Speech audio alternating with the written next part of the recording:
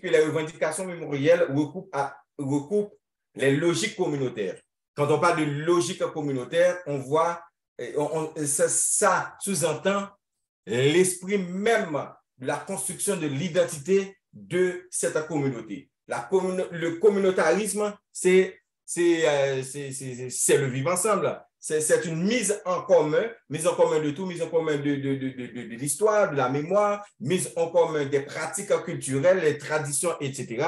C'est ça qui façonne en réalité une communauté et face à, je dirais même, qui identifie une communauté et qui la différencie à une autre. Par exemple, la communauté, quand on parle de la communauté haïtienne, même partout dans le monde, quand on parle de la communauté haïtienne, il y a des liens qui unissent cette communauté. Ça pourrait être des liens culturels, ça pourrait être aussi la situation d'insécurité préoccupante qui encore monopolise les débats, même dans la communauté haïtienne de la diaspora. Ou bien, bien que la notion de diaspora, il y a tout, j'ai des réserves sur cette notion, surtout quand on parle de la communauté haïtienne, mais je dis qu'il y a quand même des liens qui encore invitent les Haïtiens qui sont à l'extérieur à analyser ou du moins à discuter sur des événements qui sont en train de dérouler en Haïti. Et ces événements-là, c'est notre façon même de faire la politique, fait partie de notre identité.